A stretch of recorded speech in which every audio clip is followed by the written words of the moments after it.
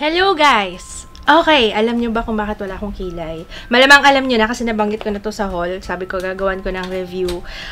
Etong eyebrow, nag-iisipan ko nga kung unahin ko itong eyebrow stamp ba or itong K-palette na eyebrow tint. Kung binasa ko instructions sa K-palette, matagal pala to guys, 2 hours. And I want something fast. Kasi wala pa akong ina-upload sa main channel. Okay, sa eyebrow stamp na lang tayo. Ang pangalan nito is Shezi Eyebrow Stamp. Malamang nakita nyo na to sa YouTube lately. Marami nang gumawa ng review nitong eyebrow stamp.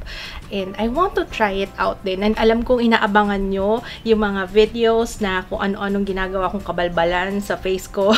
Isa to sa mga innovations ba pagdating sa makeup. 'Di ba parang marami ng bago ngayon, no? Daming bagong pakulo lalo na sa pagme-makeup. Shezi Eyebrow Makeup Accurate and Convenient Printed Eyebrow. Printed. I got this from Kikay Si Maria Store. Ilalagay ko yung link sa description box. And wala akong masyadong maintindihan dito sa box kasi Chinese. So, obviously, this is made in China.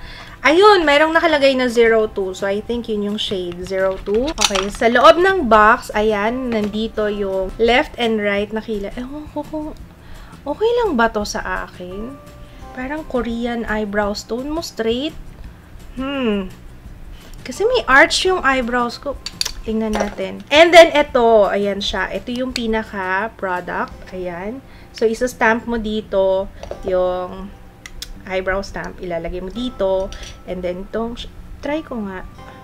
Velvety yung texture niya. And yung kulay niya is, I think, okay naman. Mukhang natural yung kulay niya. Ang tsaka ng salamin, guys, hindi ko alam kung ba't nilagay pa nila to. Dapat di na lang nila nilagay. Parang yung mga nasa laruan. Ay, meron pala siyang instruction. Pero, good luck. Hindi ko rin maintindihan kasi palang instruction in English. May picture naman siya kung paano yung gagawin. Okay, so let's do this. Good luck. So, ito yung right, ito yung left. Doon muna tayo sa right. Kunin ko muna yung right. Ayan, and then, kuha tayo ng product. So, kailangan make sure na na-cover lahat. Na-cover na ba? No, kulang pa. Ayan, I think okay na to. Ayan. Wait nga lang, susuklayin ko muna kasi may mga nakausling hair. Diyos ko, mahabagin. Tulungan niyo ako dito sa aking gagawin. Okay.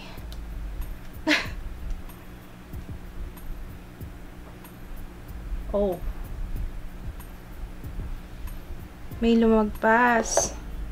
Siguro kailangan ayusin na lang, no? Teka lang, ha? Wala akong cotton buds. Lumagpas siya,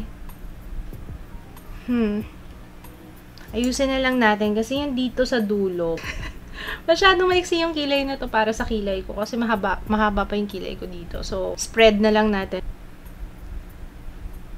Para lang humaba. Okay. Ayan. Pero in fairness okay naman. Ang galing Siguro practice lang to. Imagine niyo ganun kadali. Para lang magkaroon ka ng kilay. Para pag nagmamadali ka kaso baka matanggal to kagad. Natatanggal kaya siya kagad? So, gawin na natin yung sa kabilang side. Naku, magkaiba yung shape ng kilay ko. Ewan ko kung epekto. So, ayan na. Mas mahirap dito sa side na to. Mas mahirap dito, Wait lang. Oops. Ay! Tingnan nyo, talagang hindi siya umaabot dun sa dulo ng kilay ko.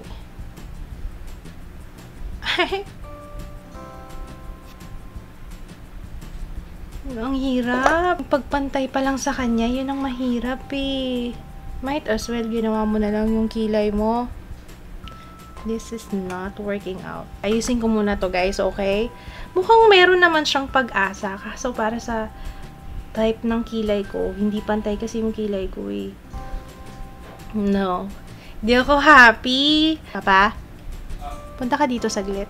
Tingnan mo yung kilay ko kung okay. Malabo. Malabo yung kilay ko? Yung korte, yung kulay. Pareho. Kunwari, nakita mo ako sa labas. Ganyan. Carry lang. Hindi naman. May kulang. May kulang. So, hindi pasado sa asawa ko. Actually, hindi siya pasado sa akin. I didn't like this. Knowing na powder siya. And I have oily skin and sobrang pawisin ko. Talagang hindi ito magtatagal. Siguro okay ito kapag ka talaga nagmamadali ka tapos kailangan mo lang umaura sandali. Kaso ayusin mo pa din eh. Might as well, kunin mo na lang yung powder and then apply mo sa kilay mo, diba? Na-try nyo na ba to, guys? Sino yung gusto kong malaman kung meron talagang regularly, yung nagustuhan talaga to? Comment kayo sa baba. Pwede siya eh. Siguro practice lang to. Kailangan makuha mo lang talaga yung tamang technique. Sino sa inyo yung talagang nagustuhan to? Tapos yung regularly na ginagamit niya talaga. So, let me know. Comment kayo sa baba.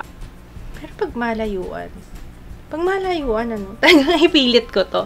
So, ayun guys, yun yung aking first impression review nitong eyebrow stamp. May potential siya eh, kaso kailangan mo lang pag-aralan pa kung paano siya ayusin. Kasi ganun din eh. Ganun din, isa-stamp mo, tapos ayusin mo rin. Might as well, isawsaw mo na lang yung brush dun sa powder para maayos talaga yung pagkakagawa. Pero for me, I don't know. Abangan niyo yung review ko nitong K-palette. Yun yung susunod na. Ay, gawin ko na kaya ngayon.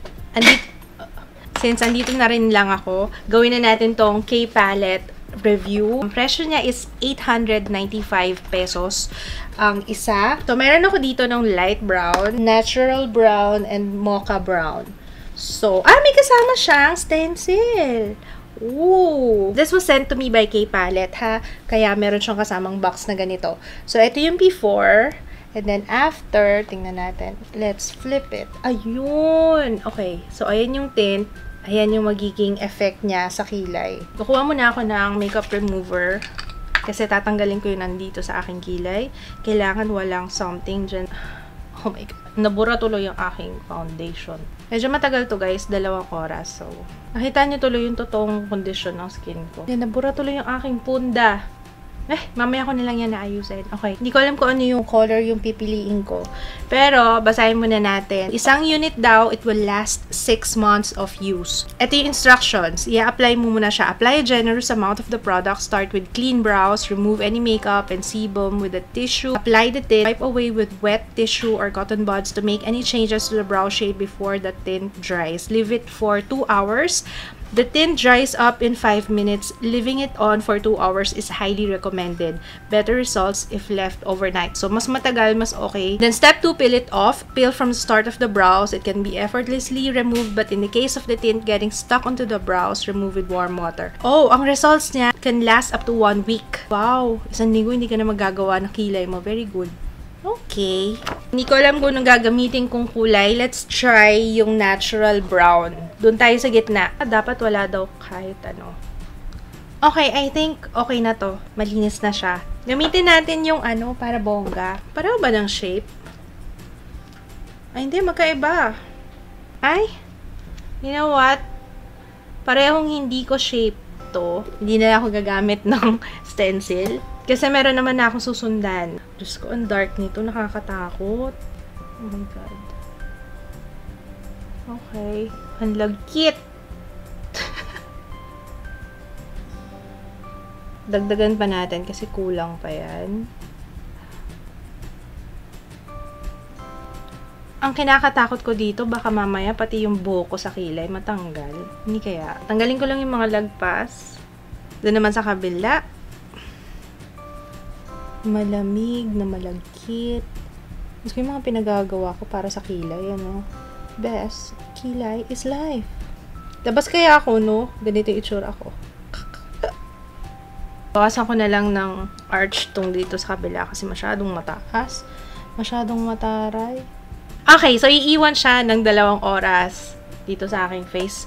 Wala naman akong pupuntahan ngayon. Buti na lang. Wala naman tayong bisita, Papa, no? 4:32 p.m. Ay, ang galing. Oh, tuyo na yung dito sa kabila. Sana hindi siya masyadong dark.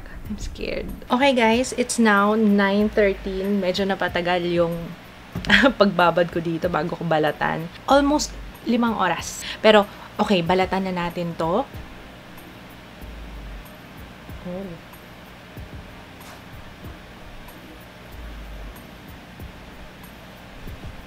Wala namang nasamang buhok.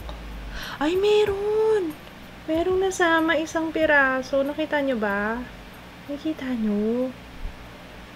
Ba't may nasamang 1 buhok? Yung kabila naman. Hindi ko naman siya hinila. Very, very light na nga itong ginawa ko. Ito sa kabila wala. Pero nakaka-darder. So, ayan na yung kilay ko. Nako, ito na. Parang square na siya dito. Pero it's not bad! Wow! Wait lang. Maglalagay ako ng powder sa tsaka.